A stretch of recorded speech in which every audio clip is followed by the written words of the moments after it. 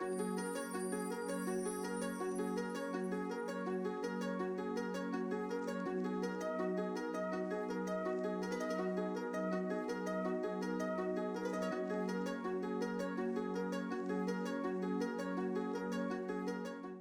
everyone, and welcome to this session titled Building AI Capacity in Primary Care, Supercharging the Foundation of Health Systems.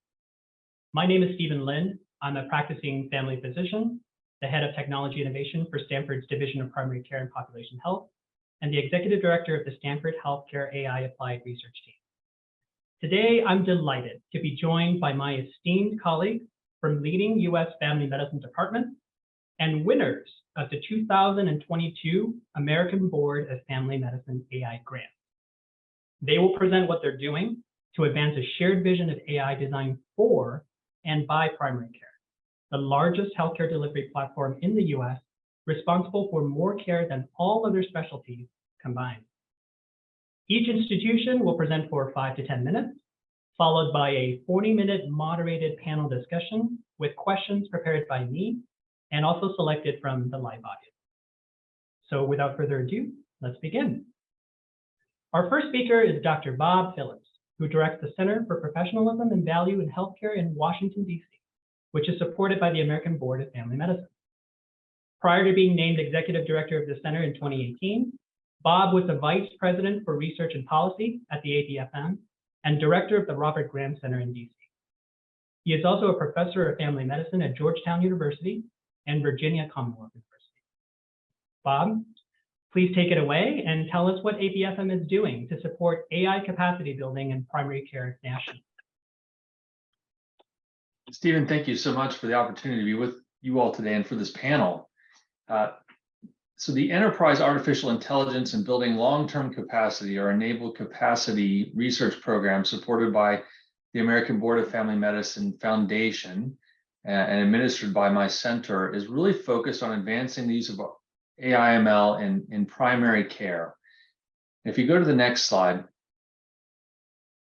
I want to offer some context for why this is so important. So primary care is the largest and most widely distributed platform of US healthcare delivery. It's built on 4 foundational functions called first contact, coordination, continuity, and comprehensiveness. It gets about 5 to 7% of US healthcare spend, but it is more than a third of all visits into the healthcare system and where most people have their healthcare relationships. And it is a workforce that, like other healthcare workforces, is feeling overwhelmed and burned out, but it is so foundational to where people seek and get care that we're highly concerned that the power of AI/ML to help with that being overwhelmed, helping make sense of the information that we collect there, may be lost. Next slide, please. So it really is the provision of integrated, accessible healthcare provided by clinicians who are accountable for addressing a large majority of personal healthcare needs and developing a sustained partnership, not just with patients, but with family and community. And was the focus of a National Academies report that came out in May of 2021 that is driving what will be a very important infrastructure within Health and Human Services to coordinate primary care strategies to address the nation's most pressing healthcare problems. And we need tools like AI/ML to help that. Next, please. To add a little bit more context, our National Ambulatory Medical Care Survey, administered by CDC and the National Center for Health Statistics, estimates that there were over 400 million visits to primary care in 2018. And Carr White taught us in 1961, and Larry Green again in 2001, that if you look at 1,000 people in a population, about 800 will tell you that they have symptoms. About 327 will consider seeking medical care, and 217 will visit a physician's office. Over half of those in primary care. And all the way down at the end of the spectrum, less than 1 person out of that 1,000 will wind up in an academic health center. This was revisited in 2016, and this pattern has not changed one bit in 60 years. And yet most of our efforts around AI/ML are focused on those smallest boxes and the smallest proportion of the population. Next, please. So the opportunity is huge. We know AI/ML has revolutionized a number of industries, including some segments of medicine. But when we did a scoping review a couple of years ago, we found that it has really not penetrated primary care. And in fact, only 1 out of 7 papers in our scoping review included a primary care author, but most of them did not focus on primary care end users or the utility in a primary care setting. So we've scarcely tapped the opportunity here. Next, please. Well, and I wanted to add, in fact, one of our concerns is any tools that are developed outside of primary care but then brought into primary care could actually be harmful because of the data sets used for their development. We also had a technical expert panel meeting about setting a research agenda for AI/ML in primary care. So the scoping review, our TEP, and other consultations have really shaped what became a larger research program for us. Next, please. And really setting up this structure, this idea structure for how we upgrade our infrastructure, how we transform delivery, how we modernize evaluation, how we create algorithms that can actually be informative to primary care, and how we focus these on social justice and what has become the quaternary aims of care. Next, please. So the panel today represents 4 powerful and important institutional partners under what is the first project of our program, the Enable Capacity Program. And it's really the family medicine AI/ML learning faculty support. We will have 2 more grant-funded projects coming out under this program, but I'm so pleased to be joined by our institutional grantees and the wonderful work that they represent. Next, please. So again, I'm so grateful to Steve Lin and his team at Stanford, not just for this panel opportunity, but for the learning collaborative he's creating around these teams. And I look forward to their presentations and from the questions that we get. Thank you. Thank you so much, Bob, for setting us up so perfectly. So now let's hear from the winners of the ABFM AI grants, starting with the team from the University of Houston, led by Dr. Winston Liao. Dr. Liao is a family physician, health services researcher, and chair of health systems and population health sciences at the University of Houston's College of Medicine. He is joined by Dr. Lachance Woodard, who is the director of the Humana Integrated Health System Sciences Institute at the University of Houston and a professor in the College of Medicine. Winston, Lachance, welcome, and please take it away. Thanks a lot. Thanks for having us. And I just wanted to thank my co-investigators, including Dr. Woodard, who's on this panel with us.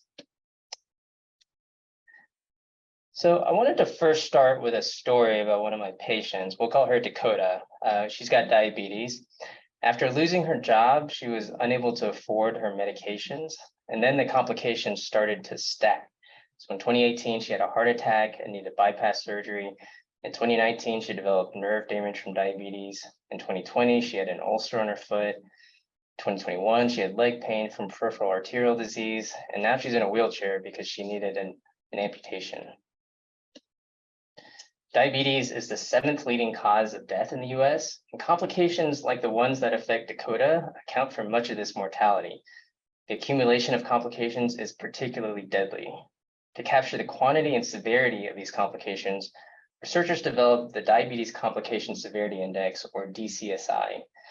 When complications start to stack, patients experience exponential increases in emergency department visits, hospitalizations, costs, and deaths.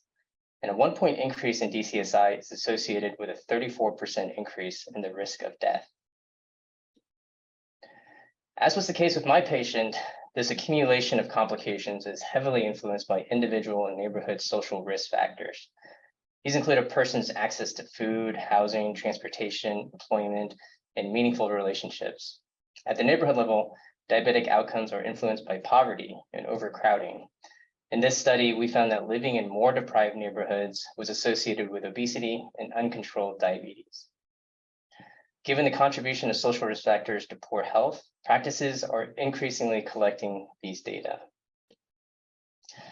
Unfortunately, primary care practices lack the tools needed to use social risk factors to make better decisions. And when we presented clinicians with data about the social risk factors of their patients, they told us that they didn't know what to do with the data. So to explore the dimensions of a decision support tool that uses social risk factors for prediction, we conducted a mixed method study of 22 primary care clinicians and staff who were asked to review a sample electronic health record alert. We told them that this fictional tool used artificial intelligence and social risk factors to identify individuals at high risk for accumulating complications. And we found that nearly 80% would use the tool and found it to be useful. Specifically, they said it's pretty rare that we can predict who's going to be in the most danger. Another person said the primary argument for this tool is that it's easier to prevent something than it is to cure it. A third participant said this is good preventive work, which is what family medicine is all about. It's not reactive, it's proactive. And I think that is extremely valuable. So there are many effective treatments for diabetes. So one reason why people accumulate complications is because they fail to receive the right treatment at the right time. We have a reactive system that intensifies treatment only after bad things have happened. But what if there was another way? What if we could use the alert to interrupt the downward spiral? What if we could identify those individuals at risk, connect them with resources, and prevent them from stacking the complications we know to be harmful? And to that end, we're developing Primary Care Forecast, a clinical decision support system that is built for primary care. The first tool is the DCSI progression tool, and we envision that there will be other tools that predict outcomes important to primary care, such as gaps in quality and emergency department visits. And ultimately, we envision that this system will be integrated into electronic health records and registries. So the aims of our project were to identify an early career researcher who will be leading this work. We want somebody who's going to be able to span primary care and computer science. We also want to identify the risk factors that are associated with diabetes progression. Finally, we're going to be developing and comparing the performance of different versions of the DCSI progression tool using data we acquired from Humana, a national payer, and the American Board of Family Medicine's PRIME registry. We're going to be using regression and learning using privileged information with and without the inclusion of social risk factors. So as I mentioned, we received a data set from Humana, which we obtained through the Humana Integrated Health System Sciences Institute, led by Dr. Woodard at the University of Houston. This is a data set that includes 800,000 individuals with diabetes, including people from all 50 states. It includes administrative and claims data. It's a longitudinal data set, which encompasses 2016 to 2020, and it includes people aged 18 to 85. These individuals have been continuously enrolled with Humana for at least 2 years. And our outcome of interest is change in the DCSI score during 1 and 3 year prediction periods. This is not a complete list of the variables that we're going to be using, but just gives you an overview of the types of data. So this includes demographic data, medical data, including diagnoses, lab values or medications, blood pressure, and referrals. And then social data, things like food insecurity, loneliness, and neighborhood factors. So end users provided us with valuable guidance about how to design this tool. First, they stressed the importance of explainability. They told us it would be helpful to know why the patient was at risk, and that's going to help you figure out whether or not you believe it. They also told us it really should be actionable. They said what would be helpful is potential impact of each action, and this step will reduce the risk by this much. So for explainability, we're going to use a method to detect the most influential variables in the model. And to enhance the tool's actionability, we're going to categorize variables as modifiable or non-modifiable, ensure that modifiable actions are included in the alert, and quantify how those actions affect risk. I wanted to close with another quote from one of our participants in this study. One person said, "The heart of what we do in primary care is to try to help patients with chronic conditions avoid long-term complications of those conditions. If AI believes this person might be at greater risk, I might see that patient more frequently. I might spend more time with them. I might ask different questions because I would be trying to prevent the complication." So this figure on this slide is a fictional graph looking at DCSI scores with and without the DCSI progression tool. And our hope is that our tool will bend this curve and prevent the accumulation of complications for people like Dakota. So in summary, a 1-point increase in the DCSI scores associated with emergency department visits, hospitalizations, costs, and death. Our current system is reactive. We need a system that is proactive. Primary care forecasts will be able to identify those individuals at high risk for accumulating complications. And this project is going to leverage social risk factors to develop an actionable, explainable prediction tool. Thanks a lot. Thank you so much, Winston. So I know you have to go off and teach a class among the many things that you do, but LaChauncey will be representing the team in the panel discussion later. Thank you so much. So our next speaker is Dr. John Mayer from the University of Pittsburgh, where he is the Director of Innovation and Strategic Initiatives in the Department of Family Medicine. In addition to his MD and family medicine training, he also has a PhD in physics. John is going to tell us about his work to use AI/ML to understand patients, not just disease. John, welcome, and please take it away. Thanks very much. So it's great to be here, and here's my title. The work I'm going to talk about today, I'm presenting, but I also want to highlight a colleague, Olga Kravchenko, who's our new faculty member and an example of the capacity this program is building. And by way of outline, let's see here, I'm just going to talk a little bit about our strengths and environment. We're really excited to be part of this cohort and working together with the folks at Houston and these other institutions as we move this forward. I'm going to introduce our team locally here at the University of Pittsburgh, and then briefly talk about the initial project out of the gate.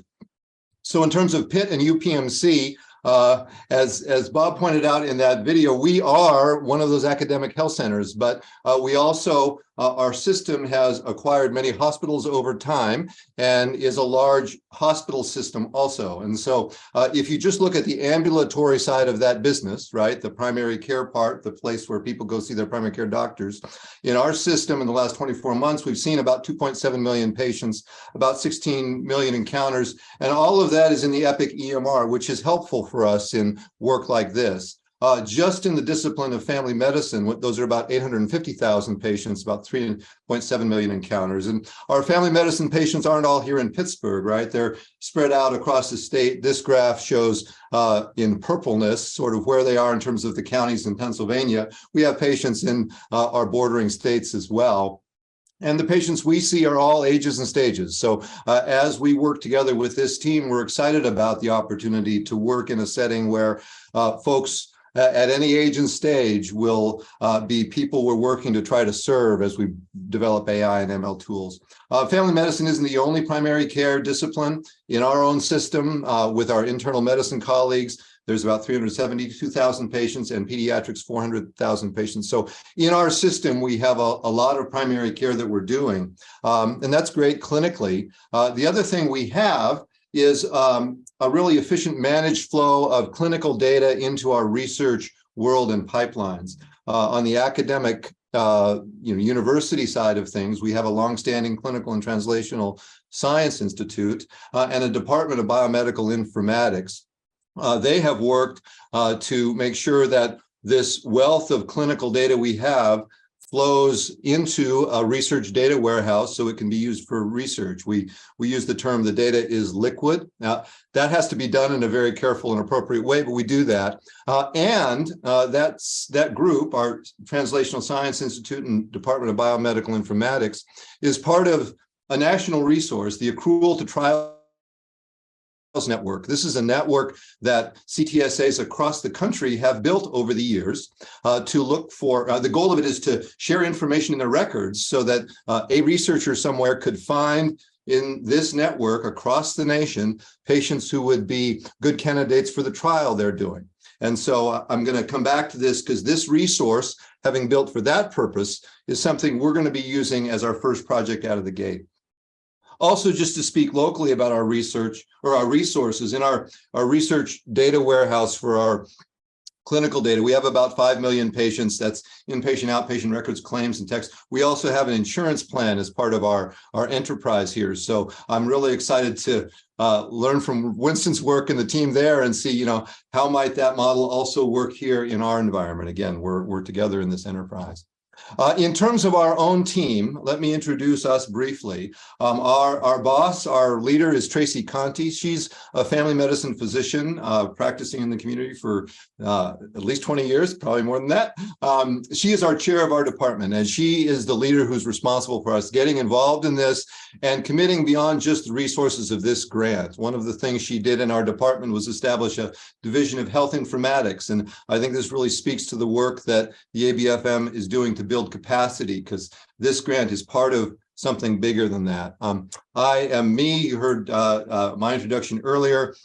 Jose Abad is another family medicine practitioner in the UPMC system, also recently completing his training in health informatics. So he's able to bring that lens of, in the trenches, primary care doctor and health informatician. Sean Viswaswaran is a colleague from our Department of Biomedical Informatics. If you will go back and look at the papers that I cited earlier about the Accrual to Clinical Trials Network and our research data warehouse, he's the author of those papers. So he's our connection to this pool of information that we have around our clinical practices. And then the most recent addition to our team, and the one I'm really excited to highlight today, is Dr. Olga Kravchenko. She is our newest team member, and I believe got her offer letter to join our faculty last week. So we're very excited that she'll be joining our team. She comes to us having just completed a postdoc in our own Department of Biomedical Informatics. That was funded by the National Library of Medicine. And her academic background is chemistry and physics. Not afraid of math and computational things and doing informatics. And Olga's excited to, come and join us in this enterprise around primary care and artificial intelligence. And that gets me to the main project that we wrote about in our proposal. Like Winston, we needed to go find a great candidate. Here we've got Olga, but we also wrote around an initial project that we were going to do out of the gates. And we're calling this Patients Like Mine, PALM. The concept of this is a way to leverage the ACT network. That network has access to records of 174 million people across the United States. And so it was built for researchers to find patients that would match their study. We're looking at that is, let's imagine developing a tool based on that to find patients out there who match the patient who's in front of me clinically, right? The patient is there with a condition or presentation that's not perfectly well aligned with available guidelines, or we know that this patient is not one that would have met the strict criteria that led to the randomized controlled trials that led to the guideline, but they're in front of us now. And we would love to know, what are patients like this like out there in the world? What happens to them with this condition if they have exposure A or B, right? And so the idea is to have this Patient Like Mine app or program or product where a primary care clinician would submit a scenario. Hey, I've got a patient like this. We're thinking about these two options for treatment. So the team, eventually the computers automatically in a machine run way, would develop a set of queries to this database, and not looking for exhausting research findings on these patients, but really looking for counts. How many folks out there are like Winston's patient with that diabetic history and that, ending up with a leg amputation? Okay, what were some of the different outcomes that they had? What were some of the different exposures they had? And how do those exposures or treatments align with outcomes they have? Bringing that information together with the primary care doctor and saying, okay, when we look at patients like you across the country, some of them do this and some of them do this. The ones who do this seem to have this outcome. That's our concept. Writing a grant, that's what we're laying out. So we know better than to just build that. We need to start doing the work like what Winston just described in his project. Go out and talk to the people, talk to the providers who are doing this, talk to the patients who are in our offices, and understand, how does this tool that we've imagined fit into your world? What type of questions might you ask? What would be useful? These type of questions. And this is the work. Olga and I had a conversation just last week about, this is what we need to start doing to really build the thing that we're imagining, not for interesting computer science people, who helped write this grant, but for the primary care physicians who are using it. And so that's what our next steps are in the coming months. We're going to be embarking on this design needs assessment for this program. That's going to involve, leveraging our network of clinicians here in the city, here in the academic center, in our smaller towns and rural communities around the state, and starting to explore how could this tool be used. We'll do that around the Palm concept, but we will use that as an opportunity to explore other things they would be interested in. And this is the jumping off point. Another thing I want to emphasize is we're going to be involving members of the community in this. In fact, from the very beginning, as we were looking at candidates and interviewing people to come join our faculty, for the first time ever in my department's history, we invited a member of the community to be part of those interviews and provide us feedback about that. So from day one, we're committed to that voice. We're very excited about what we are going to do here and excited to be part of this cohort of folks bending AI and ML on things in primary care. And with that, I'll say thank you and stop. Thank you so much, John. Our next team is from the University of California, San Diego, led by Dr. Jean Rusty Kallenberg. Rusty is a professor emeritus and was chief of the Division of Family Medicine and vice chair of the Department of Family and Preventive Medicine at UCSD for 20 years. Prior to that, he was chief of family medicine and an assistant dean at George Washington University. He is joined by Dr. Amar Mandvi, who completed a clinical informatics fellowship at UCSD and is now an assistant clinical professor in the department. Rusty, Amar, welcome. Please take it away. Thank you.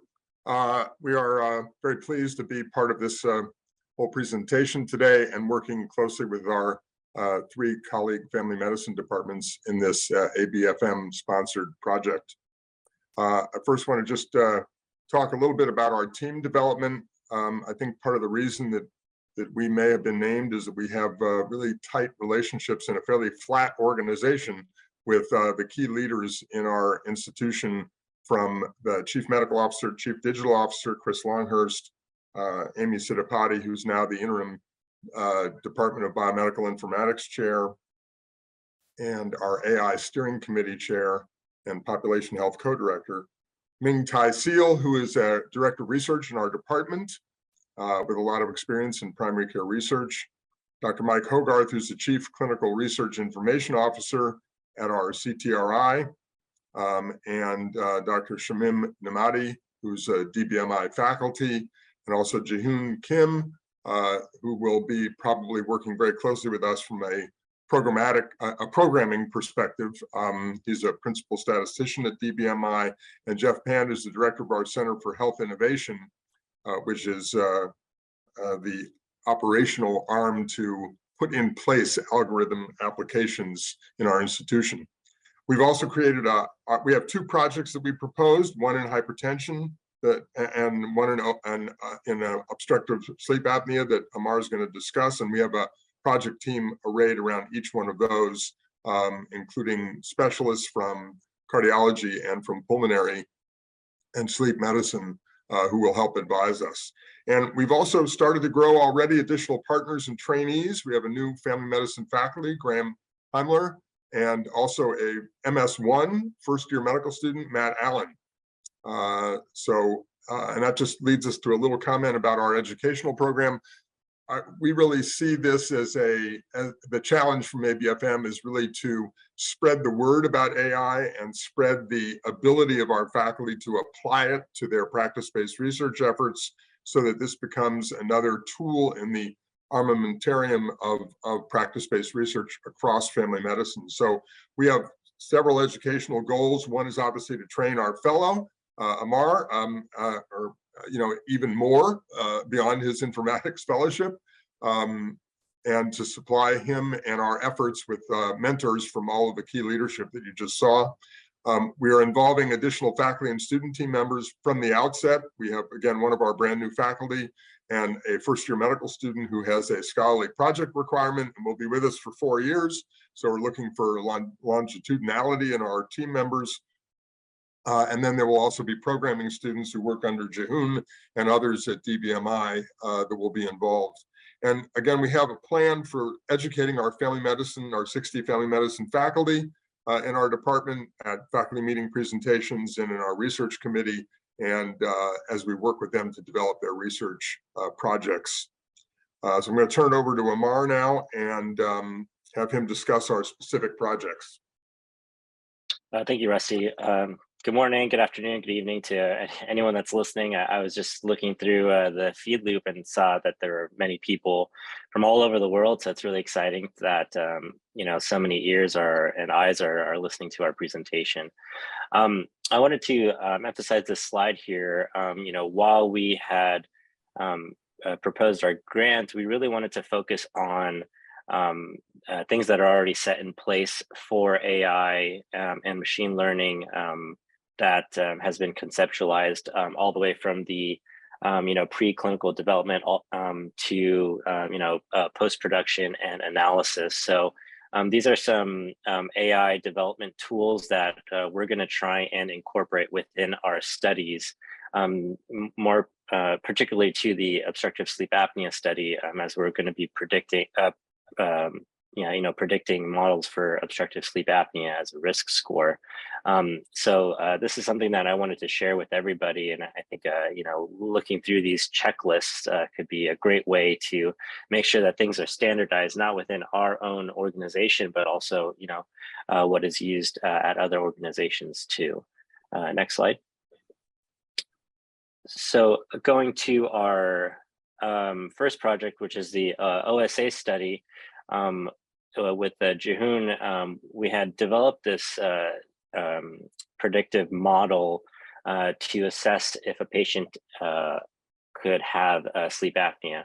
It's usually for a primary care physician or any physician. It's relatively easy to predict sleep apnea. Most of the time, these patients are obese or do have other risk factors, but there are those patients that might not meet that criteria, or sometimes we'll use questionnaires for patients, whether it's do they fall asleep at the wheel while reading a book, etc. But there are other data features that we can also incorporate into those questionnaires to help stratify how risky they are in terms of how severe their sleep apnea could be. So for this project, we want to see if we can detect OSA using a machine learning algorithm better than what our current practice is. For me as a primary care physician, it'd be just those questionnaires that we would typically see, or some of the patient symptoms. So we've already collaborated with domain experts from the pulmonary sleep medicine department with Drs. Atul Malhotra and Dr. Schmeichel. And then we have our database programmers from the Altman Clinical Translational Research Institute, as well as our own family medicine research team.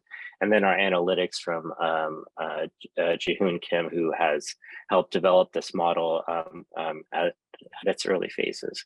So currently we're in the collecting data part of it and making sure that we have the right information and speaking to the domain experts on what would be best to assess someone with sleep apnea, whether it could be, A1C data points, creatinine. Obviously, we would incorporate, things that we know, such as BMI, and we can also incorporate medications too. So they might not have, a necessary diagnosis of hyperlipidemia in their ICD-10 score, but they could be on a statin. So incorporating medications that patients might be on could help with predicting OSA in patients. We're hoping to do more of a yes, no, do they have OSA or not within our early preparation of our sleep predictive score. But later on, we want to be able to gauge if how severe these OSA patients might be, so that we can expedite them to getting a formal sleep study and a sleep consult done sooner rather than later. As many know, after you refer someone to sleep medicine, there's a home sleep study test or in-lab sleep study test, and there's an AHI score. The higher the AHI score, the more severe their OSA is. So we're hoping to actually bring that score into our predictive model to maybe, help find how severe their AHI score is without even doing a sleep study. So once we can get that treatment model in place, we could probably have those patients that have severe sleep apnea get the CPAP or intervention sooner than later. So currently, we're also identifying that pilot population to test our model on too. Next slide. Our next project, and Rusty, if you want to jump in on this too, is our hypertension project. Right now, we have within our current clinical practice, as any provider would see any patient with hypertension, they would do trial and errors of different medications using evidence-based medicine or JNC 8 guidelines or whatever guidelines they want to use. They would start off a patient with a certain medication and then see if that would treat the patient or not. Sometimes it can vary from provider to provider. They can say, hey, that patient can come back in a month or 6 weeks, giving me blood pressure readings, but those are not always accurate and it's not always consistent. And then the next step might also vary based on the provider. One provider might provide one medication A versus another provider would start them on a second medication versus a third provider would just increase the dose. So there isn't really that standardization. So with this model, we're hoping to help standardize that process using evidence-based medicine to create a rule-based algorithm that can help the provider assess the next step for that patient with with hypertension. With that, we have our team already formed using our team from cardiology as well as population health with Dr. Ajit Razangani, Dr. Siddipati, Agnihotra, and Dr. Lundy, as well as our data extraction experts from Department of Family Medicine Analytics from Dr. Taisio, and then using our clinical decision support team that UCSD already has in place. So our next steps are working with the domain experts and creating a solid rule-based algorithm that can be shared amongst all providers, and that there's a consensus that yes, this would be the right format to have everything, and then inputting the certain clinical decision support tools that the physicians can see that is not, bogging down their workflow, but they can easily assess and understand what the clinical decision support tool is showing, and then make quick decisions off of that. With that also being said, we're hoping that the patients can provide their blood pressure readings through Epic and through their own app, MyChart app, and providing a nice diagram of the ranges of their blood pressures, their averages, and where we can really help with their blood pressure readings. And then, with that, we will set up a pilot population to test out this algorithm. Rusty, did you want to make any other comments on this? No, I think the basic premise here is that this is a chronic disease, much like the first presentation, that is not optimally controlled in many circumstances and in many systems. And there's an abundance of data, meaning blood pressure readings, and the field is turning toward home readings as being perhaps more accurate than office readings that we spend a lot of energy trying to get in an accurate way. And so we need a way to sort of display those readings that is very instantly actionable or quickly actionable by primary care physicians who might be looking at their registry of hypertension patients, each with their speedometer or their graphic display of their blood pressure control, and then be able to access that algorithm that gives them suggestions about the next steps. And then ultimately, if we follow these patients long enough and we see what steps were taken, then we can invoke through machine learning to be able to make the algorithm smarter as we go down the road. So that's what our vision for this hypertension project is. And it builds very much on the Project 1000 effort by our own Pop Health folks to sort of do digital health for patients with hypertension. They're already planning population 10,000. And so it seems to me that at that point, they're going to have to use primary care physicians to achieve that, unless they want to, quadruple the size of their population health team, which I think would be the right direction to go in. And then I think our last slide is, if you click it one more time, yeah, it kind of expands and just showing that UCSD Health Sciences has so many resources that we are so well connected with, from our ACTRI, which can provide a lot of our data set features, to the biomedical informatics department, which Jehoon is a part of, working with EPIC closely, and then also our Center for Health Innovation, which is currently expanding and helping not just our project, but other projects within UCSD have these ideas come to life, whether it's a predictive tool such as the OSA sleep predicted tool, or helping us create a hypertension machine learning model. These ideas can come to fruition with their resources and their guidance too. And then we're also well connected with other third-party, companies like Qualcomm or San Diego Supercomputer Center. Although we haven't reached out to them yet, those resources are very much available. And then we, as Rusty had mentioned, we have undergraduate and graduate fellows that are very excited to be a part of this program too.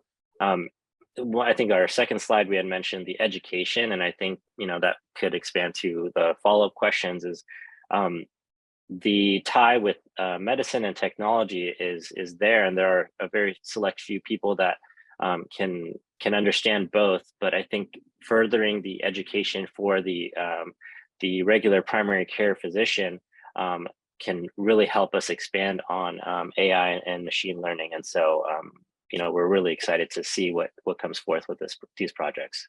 Thank you. Thank you so much, Rusty and Amar. And last but never least, we have the team from University of Texas, San Antonio, led by Dr. Carlos Roberto Jaén. Carlos is professor and chair of the Department of Family and Community Medicine at UT San Antonio. He was elected member of the National Academy of Medicine in 2013 and is a current member of the U.S. Preventive Services Task Force. He is joined by Dr. Yun Shi, a recent family medicine residency graduate who joined Carlos's department to apply AI/ML to discover solutions of multimorbidity in primary care. Carlos, Yun, welcome, and take it away. Thank you. Greetings from San Antonio. We are delighted to be able to participate in this process. And our approach is somewhat different, yet complementary to what you have heard. We want to use AI and ML while fully respecting the complexity and comorbidities of primary care. If you can go to the next slide. Complexity in primary care is embedded. We have longitudinal relationships, but we also have person-centered care. And our team over the last 30 years have demonstrated the complexity of primary care, particularly in the context of looking at other specialties and how that happens. And primary care is the most complex of those specialties. But we also have multimorbidity. We don't treat patients in isolation by the disease. We treat them in the context of multiple co-occurring conditions that are happening in that context. And this leads to complex interdependencies between the socioeconomic and diversity of populations, the comorbid health conditions, and then the treatments that could be behavioral, pharmacological, and the contextual and relationship factors. So we are trying to essentially adopt the methods of AI and ML, but also respecting the complexity of primary care. And to do that, we have selected type 2 diabetes, which has the potential for greatest impact. As you heard from Winston, it has the inherent complexity, it has multiple predictors, many comorbidities, and multiple complications, and the management strategies there are very diverse. So optimal management of type 2 diabetes has the potential to prevent significant mortality and morbidity, requires choices among multiple effective pharmacological interventions, requires attention to behavioral intervention, but also requires attention to social and economic factors. We intend to approach this in a way that really respects the complexity and the ability to do it. And for that, we have been fortunate to engage data scientist who is in the audience, Sharab Syed, who has experience in doing it and is really embedding and leading our efforts.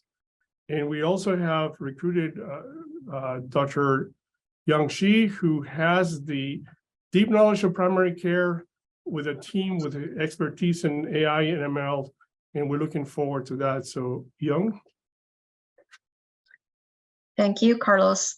So I'm just giving you all a schematic overview of our project. So we propose these 4 steps to employ AI ML strategies to augment the chronic type 2 diabetes management. So first step, we're going to identify and extract vital events from both discrete and narrative data. The second step, we'll classify patients that are at high risk of developing diabetes complications based on the features identified in step 1. Step 3, we're going to facilitate personalized and targeted treatment options in patients with these various multimorbidity by predicting complication trajectories for alternate treatment options. Lastly, we're going to leverage widely accepted data exchange standards to bring external computational resources in the EHR together for point of care decision support. So we would also want to engage different stakeholders throughout the process of AI ML design, testing, optimization, and implementation. Incorporating the feedback ensure the AI tool's accuracy, generalizability, effectiveness, and fairness. Initially, we'll train and evaluate the AI ML model based on our local institutional EMR data. Then we'll use multi-site data available through the ABFM Prime Registry and Greater Plains Collaborative. So our initial effort, we were able to, from our local EHR data, roughly from 2013 to June 2020, we're able to identify almost 100,000 distinct patients were diagnosed with type 2 diabetes. From this cohort, we have about 58,719 patients have 2 or more comorbidities.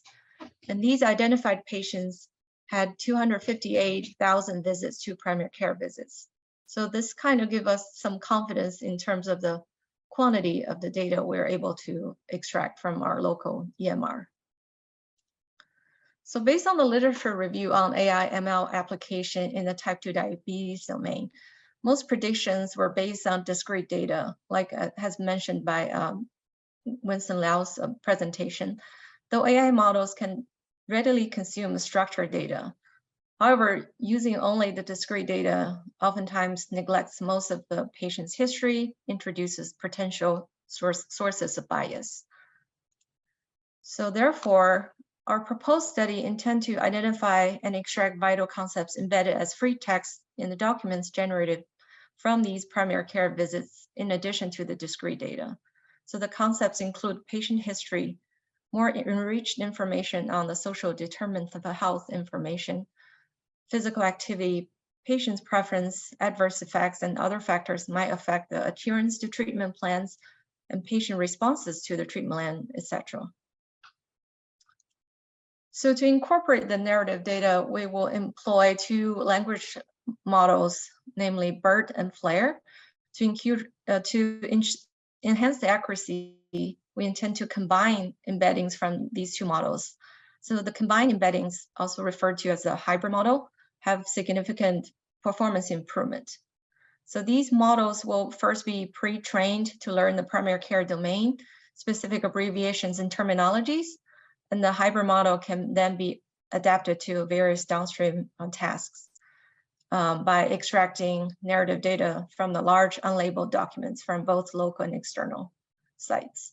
So after fine-tuning the model, using a small physician label annotated corpus will evaluate extraction accuracy for each of the concepts. So just want to emphasize we're currently in this step of collecting narratives from the local EHR. The next aim, we intend to build a predictive model that identifies patients at high risk of developing specific diabetes complication and adverse outcomes.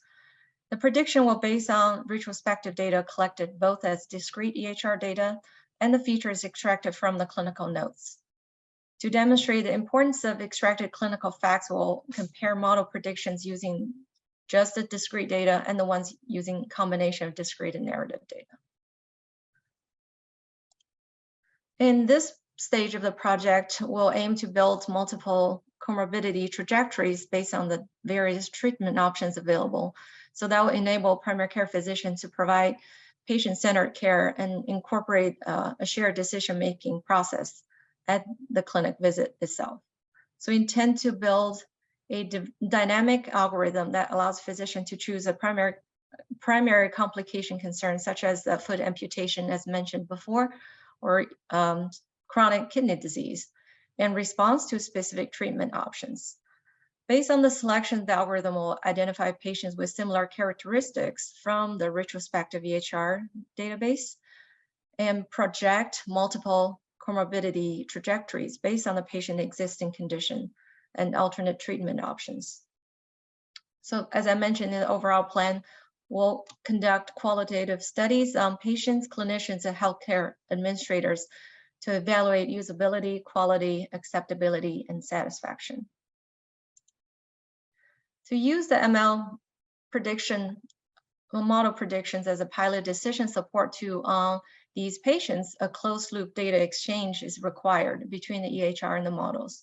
We'll focus on data exchange between EHR and clinical concepts extracted as part of the AIM-1, the patients identified at high risk of developing certain complications in AIM-2, and this will be transferred back to the EHR tagged for physician's review. We intend to use the standardized health level 7 standards FHIR resources available to access and exchange these data. That extensive expertise and experience of our clinical research informatics team with FHIR model will enable the ability to interject feedback directly into the development process. It will also allow the vigorous evaluation of these AI ML tools for optimization and discovering any biases. So this is all of a framework of what we're proposing to do in our institution. So lastly, I wanted to acknowledge all the awesome humans involved in the project, including Dr. Haiyan. You've heard about myself, Dr. Frere, and Dr. Canada, our primary care physicians, serve as domain expertise and mentor in the project. And Dr. Sayed is in the audience, which has extensive research experience using the natural language processing models. And Dr. Wang and Dr. Zosis from the clinic research informatics team, serving as data scientists and AI ML mentors. Thank you. Thank you so much, Carlos and Yoon, for closing the presentation portion of our session on such a strong note. So now I'd like to invite all of our speakers to return and join in on the panel discussion. I see that we already have lots of great questions from our audience, so let's dive right in. And if it's okay, Bob, I'm going to go to you to provide the first response for the first question since you kicked us off. As you mentioned in your talk, primary care is the largest care delivery platform in the US, accounting for 52% of all care delivered. Yet, only 3% of FDA-approved AI tools is intended for primary care, and only 1% of AI research funding actually goes to primary care. So what are the barriers preventing primary care from playing a larger role in healthcare AI research and implementation? Steve, I think that's a really valuable question. I think part of it is having insufficient infrastructure.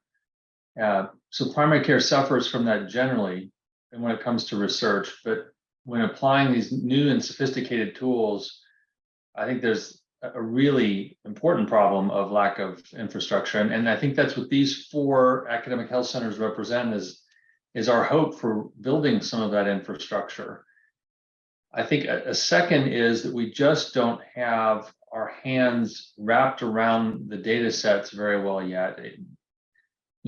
Rusty, Carlos, John, Amar, you all represent, and LaChauncey, you all represent some really important access points for some of the critical data for starting to develop and test some of these new tools.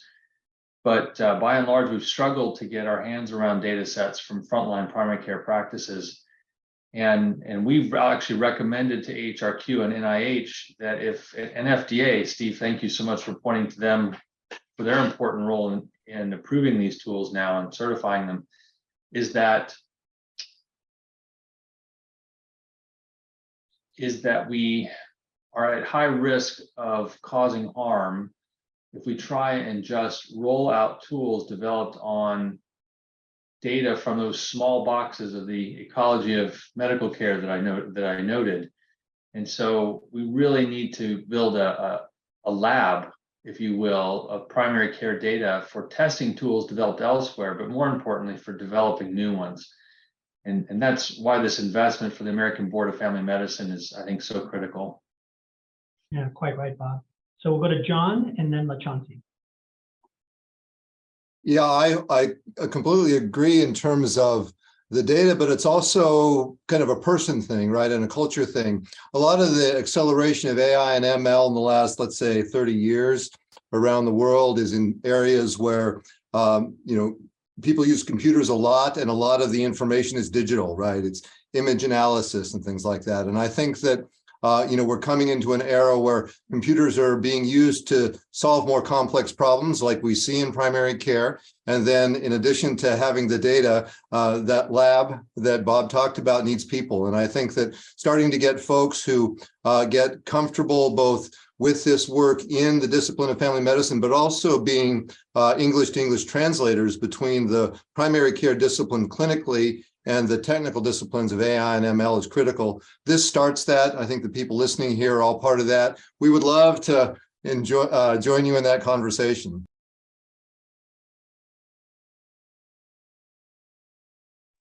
Had to get off mute. Sorry, I would just add, I agree wholeheartedly about the infrastructure. I think one of the other challenges that we see in primary care, and really not only in primary care, but in our healthcare system more broadly, is also that we're a multi-payer system. So when we think about that, there are like over 1,000 health insurers, I believe, in the United States. I had to look it up quickly before answering this question, but that in and of itself is a barrier to creating high quality data, because we have so many different payers, even within a single primary care practice. I also think that so much of what happens in primary care, and I know we'll talk about this some, but so much of what happens in primary care and to our patients is influenced by what happens outside of the clinical context.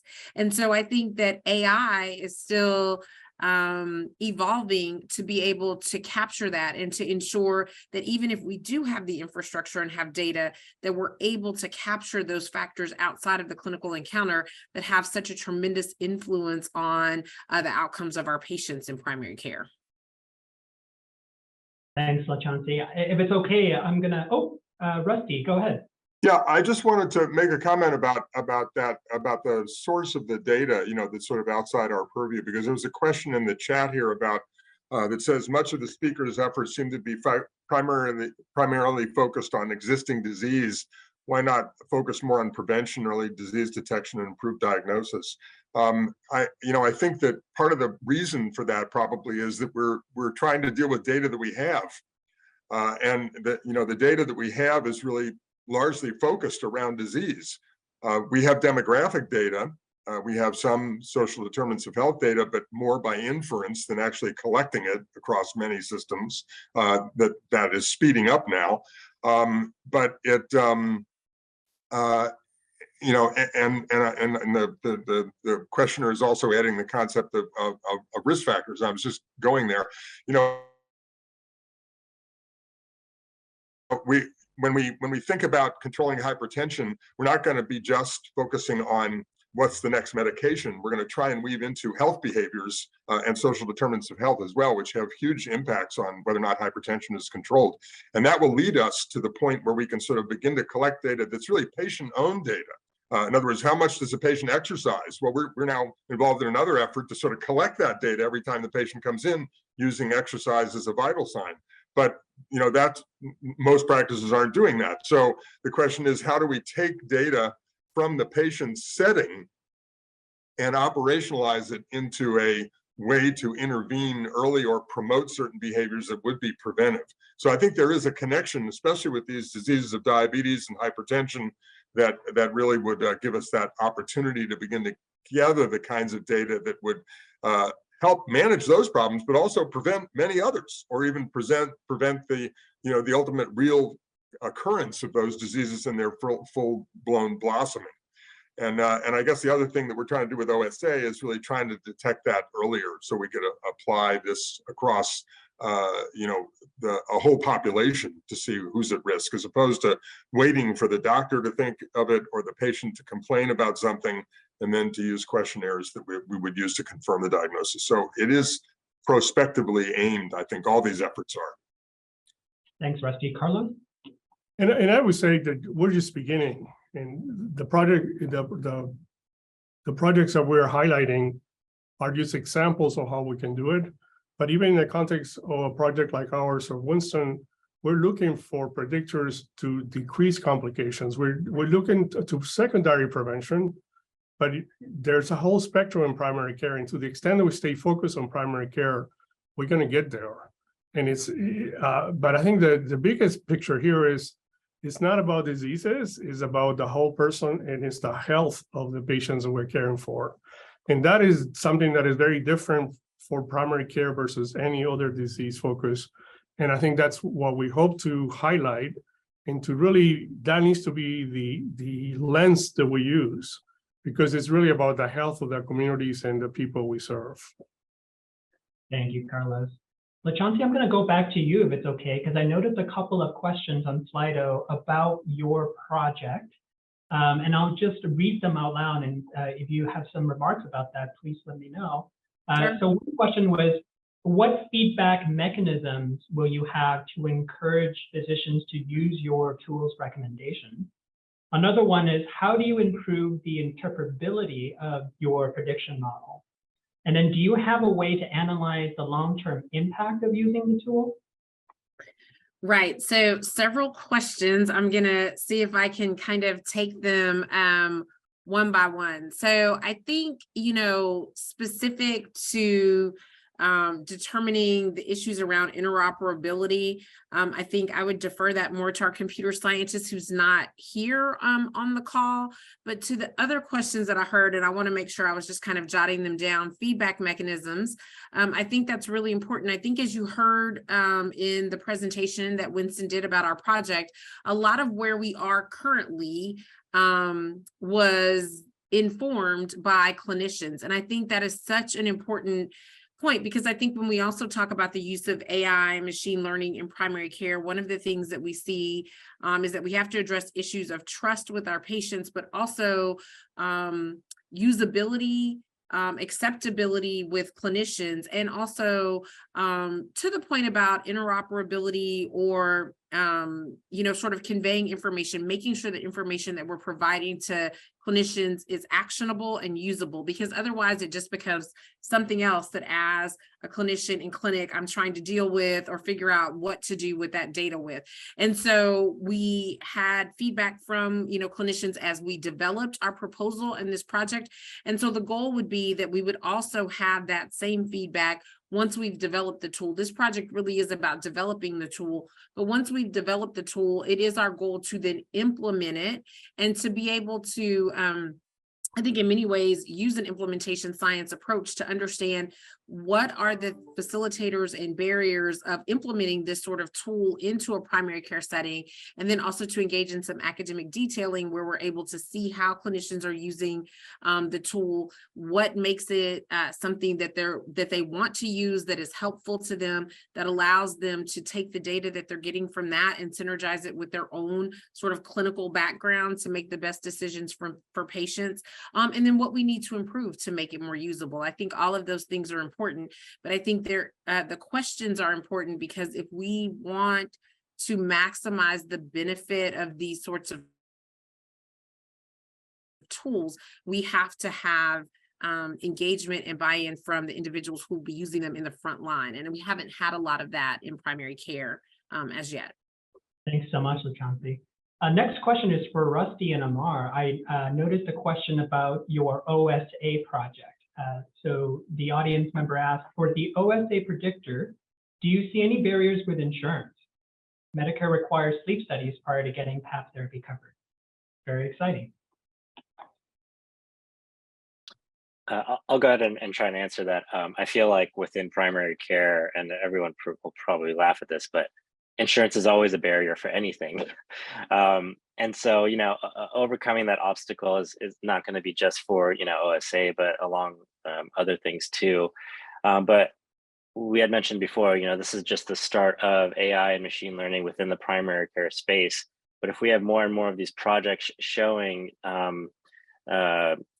evidence of this predictive tool working, it might expedite that process. Now, obviously, the current trend might not be that way, that I can refer, for a CPAP machine tomorrow, but it can help with communication between the primary care provider as well as the sleep team, to, instead of really ordering like a stat sleep study, just showcasing that this patient does have risk factors, and shows that our predictive tool shows that they will likely have a high AHI score, then maybe we can expedite the official sleep study so that they can get the necessary treatment for their OSA.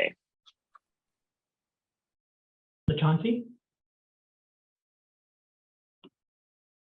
Oh, I think you're on mute. I am. I took my hand down but didn't unmute. I just want to add to what Amar said. I think, honestly, when we think about the barriers for insurers, I do think that we will have to demonstrate the cost benefits of some of this work, right? How this work then prevents longer term complications and increases the affordability maybe of healthcare.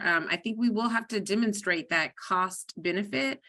And I think that's challenging. I think it's challenging for payers because oftentimes patients change payers frequently. So it's hard to demonstrate that benefit to a particular payer. But I think if we can demonstrate some of this at a population level, I think we may be able to make some of the progress that we need to make in thinking about payers and how we can overcome some of those barriers for our patients.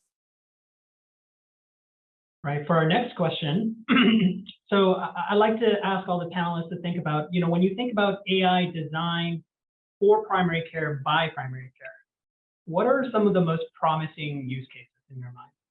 And Carlos, we'll go to you first.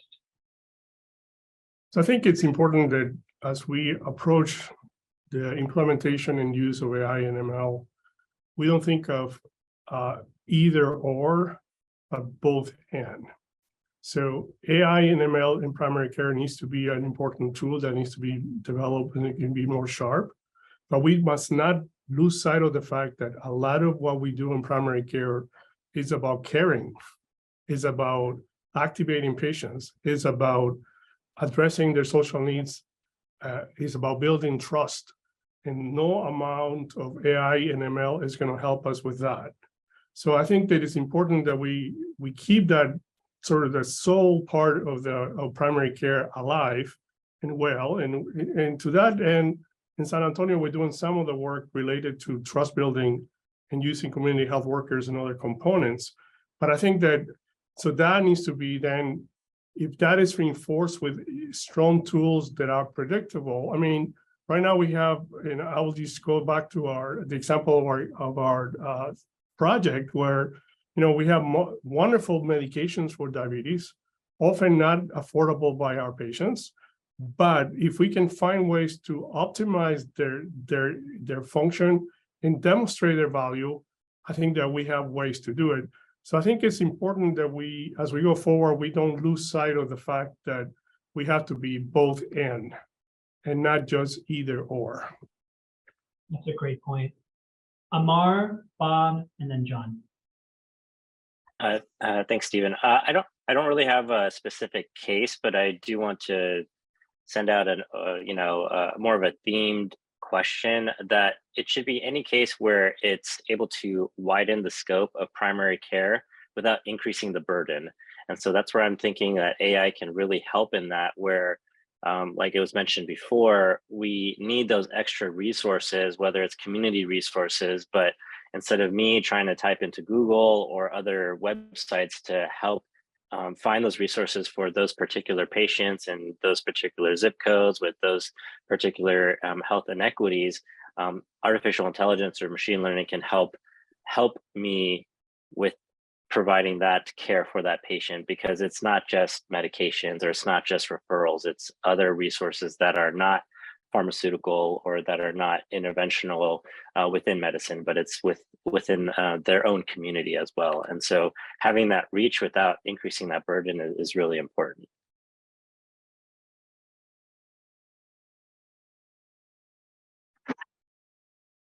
Stephen, I think these are all very, very promising use cases. And I think LaChauncey's admonition that we have to make sure it works for the clinicians at the point of care is critical. I was stunned 15 years ago in working with Dutch researchers on their capacity to use their data to create predictive models, almost a Framingham for their own study population. Or I shouldn't say study, their own clinic population, so that someone in a specific age group, specific gender, showing up with specific symptoms, they had pre-test probabilities calculated already based on their patient database that helped, steer their decision making. Didn't replace it, but helped steer it to better diagnoses, better treatment, and safer care. And I'm just so desperate to see that happen in primary care here, where all of our frontline clinicians spend so much time putting data into EHRs without really deriving any informatics benefit from that effort. And we're seeing the quality of the data enter degrade. If we can improve its translation into point of care tools, my hope is that the quality of the data being entered will improve also, and that the burden of making better decisions for our patients will be lifted. Yeah, we all are saying really similar things. I think that AI for primary care by primary care is a tool that can be used to be more comprehensive in how we serve our patients and how we're in conversation with them about managing their health, right? It's another piece of information that is part of our conversation with them about their health. It's not just us telling them what to do, but we have to work to develop those tools so they can be part of that relationship, so we can trust them, the patients can trust them. But it's an integrated tool that we like and makes our lives better and makes the lives better for our patients. Just like some of the things that I think AI is used around me that I don't even appreciate now, but probably make my life a little easier to live. I'd like them to be that.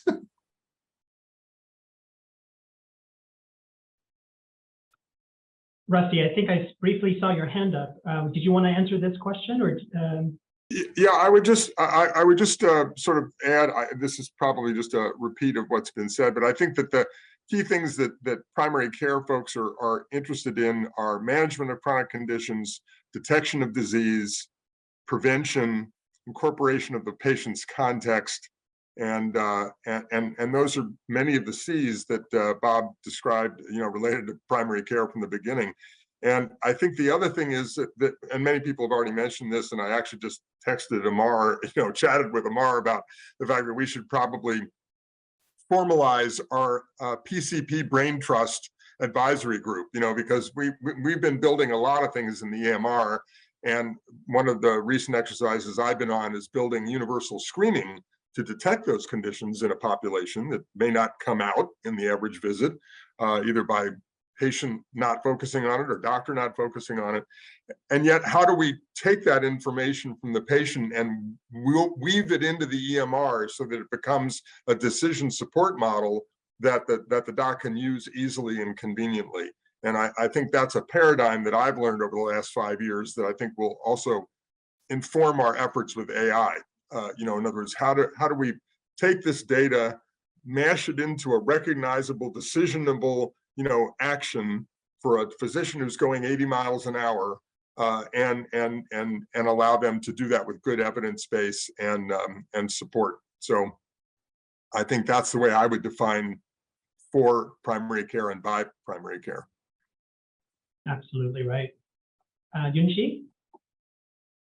Yeah, I just wanted to kind of echo everyone's point on the burnout physicians are experiencing. I think I would probably emphasize a multimodal team approach, because some of the tasks can be shifted to, physician assistant or, medical assistant or the community health workers. So we can build a more efficient primary care team instead of having more physicians have more, flags and decision support at the point of care. Thanks. Right, moving on, next question. What do you wish health system, technology companies, funders, and policymakers knew about the power, opportunity, and the future of AI in primary care? Bob, I know you've been thinking a lot about this. Would you like to go first? Sure, thanks, Stephen. So first, I wish that NIH understood that out of 1,000 people in a given month, that the proportion that reach the centers where they focus most of their research is such a small fraction. And it means that we really don't understand the nature of disease before it gets there. And that makes primary care this enormous black box of probably 500,000 visits now per year, where we run the risk of not designing our treatment programs, not just medications, but our treatment programs adequately. The second is I wish the FDA knew the opportunity that AI, ML, and our data sets present for understanding not just how does this medication impact health, but how does this medication in the context of other medications and other diseases impact health, and the opportunity there without having to spend billions of dollars on new medications, but really trying to understand how the ones we have currently work together. And then the third one is around health security, and that the next pandemic that will hit this country's shores will show up in primary care first. And it will show up in primary care in specific regions of the country. And if we don't have a radar array and an AI/ML capacity to find signal in the noise, we're going to be affected even worse than we were the last 3 years. So those are kind of the three priorities I have. LaChauncey? So I would echo what Bob said. I think that is so important. And I think when I think about AI, I think about it sometimes, right, from who are our different stakeholders. And for me, as a practicing clinician, I think about it in the space of how it helps our patients and how it helps our practice, right? And how we can practice more efficiently and more effectively and at a higher level of quality to bring more value to our patients. And so when I think about primary care, at the University of Houston, we are focused on trying to increase the numbers who are underrepresented in medicine to go out and serve communities who have traditionally not been well served by our healthcare system. And so when we think about that and we think about the tremendous shortages that we have of primary care physicians, part of that does reflect the challenges that exist in primary care. And so when I think about the opportunities for AI, I'm thinking again about these things that we have talked about. How do we provide actionable information? How do we make the physician's job easier? How do we maybe reduce some of that cognitive load and find a way where we are, reducing that cognitive load, but not, increasing the ability to do some of those things that Carlos talked about that reflect our sort of empathy and personal decision making with our individual patients, and how, as Yunxi mentioned, we make this team based, right? So that it doesn't all fall on the primary care provider. So I'm kind of thinking about it from that perspective when I think about primary care physicians. For our patients, a lot of times we think about AI and how it improves care for the masses, right? But when we think about diabetes, there are, for example, individuals with atypical diabetes who are coming in, who are receiving the same treatments that people with the usual type 1 and type 2 diabetes that we are used to taking care of receive. But we know that there's a genetic basis to that atypical diabetes. And if we're able to identify those patients, we are able to tailor our treatment more to the needs of those patients and provide better care. So I think we think about it sort of looking at the population, but I think we can also think about it from the space of precision medicine and how we're able to provide better care for patients who may present in ways that are different from how our typical patients present. John? Yeah, I think that some of those groups you mentioned, systems, technology companies, there's two ways that, two things they should know, right? One of them is they're both about return on investment, right? There are opportunities in this commercial space. There are many more patient visits in primary care than there are in any other discipline. And there's a chance to have something working in an environment where it's effective, and to some of those things, that's a business opportunity. I think another one is the return on investment. And you're hearing a lot of things about having the care be more efficient. LaChanch is just talking about more precise, have the workflow for the practitioners be more efficient. All of that leads to returns on investment that are good for the overall GDP, but realized at the level of an employer, a community, a business, and any of those things. So I think that don't be afraid to look at some of the financial outcomes that are going to benefit from what AI and ML can do in primary care. Rusty and Carlos? Yeah, just a very brief comment. I just say primary care and primary prevention trumps all other care. I mean, I think the leaders of those organizations need to read Barbara Starfield, as a starter, to just sort of understand how important primary care is to the health of populations. And the other thing I think about is that as I'm listening to people talk, I think a future derivative of AI in health is to empower patients to achieve their better self-help and better self-health. I think if we tend toward, as one of the questioners in the sidebar said, if we tend to trend more toward empowering prevention and involving health behaviors and zip code information, then I think that will lead to patients being able to take control of their own health.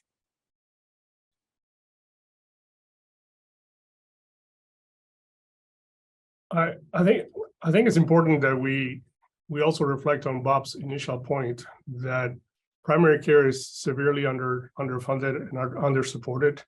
So it requires investment in primary care in general.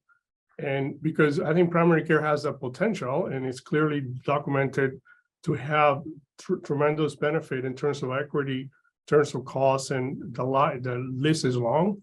And I would say, Gene, Rusty, that instead of reading Barbara Starfield, let's read the National Academies of Medicine report on primary care. That's the best summary and gives some guidance that is very specific. And in fact, it even mentions the role of technology in the context of primary care very specifically. So I think that there is a role for that, but let's not kid ourselves.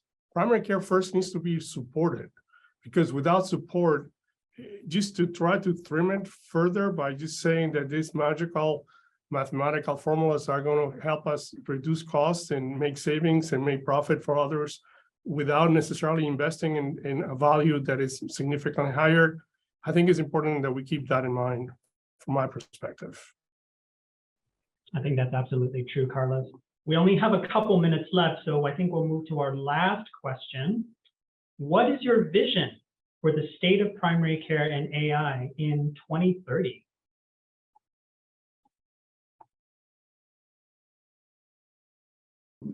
You don't realize it's there, but everything in primary care is better, right? The information is flowing better, the patients are getting better care, everybody has more agency because we've bent computers to our will as opposed to them bending us to theirs.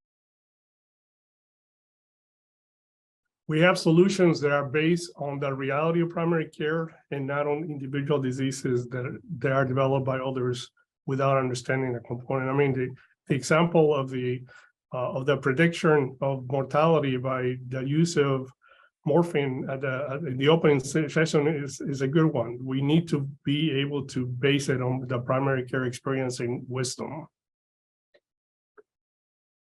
LaChancy?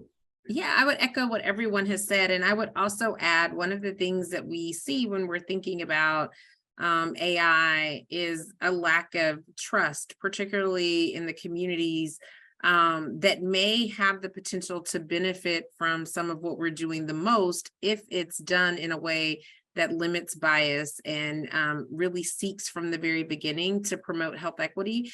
And so for me, I would like to see, honestly, more transparency with regard to the data, what is being used to develop the algorithms that we're using to actually make recommendations for our patients and about their health. So for me, I would say I would love more transparency and more equity in the way we think about AI, particularly as we think about addressing some of the big problems that we see in primary care. Rusty? Yeah, I would say that we're going to still see beginning but very broadening applications within EMR-based systems of AI.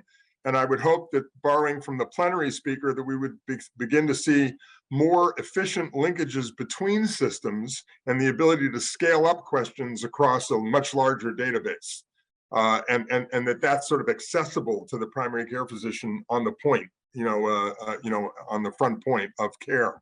And also much more user-friendly access to AI utilities. So I want this to become, just a routine tool that a primary care doc is able to use, and even patients are able to use. Amar, and then Bob. Aside from what everyone else said, I think, when we were meeting, Rusty and I were meeting with our stakeholders for the hypertension project, they had mentioned it'd be great if we could just go carbon neutral with a lot of these projects too. So not just think about the patients and the providers, but also our environment. So, if we can have the health at home, there it would preventing further visits, driving, stuck in traffic, etc. So, I'm sure it can be more expensive than that too.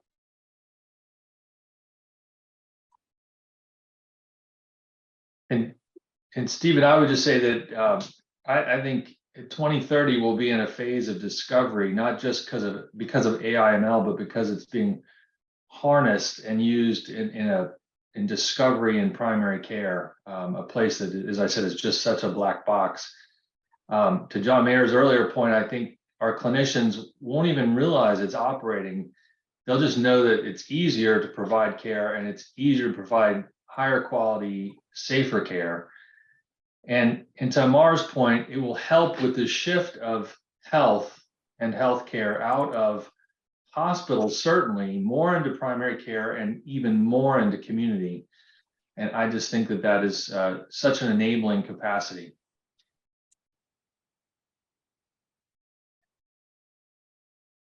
Well, I am so thankful to all of you for sharing your inspirational work and insights on the topic of strengthening AI capacity in primary care. I've certainly learned a lot, and I am so honored to be able to be part of this collaborative over the next couple of years to share learnings and to build on everything that we've discussed today. Thank you all for joining.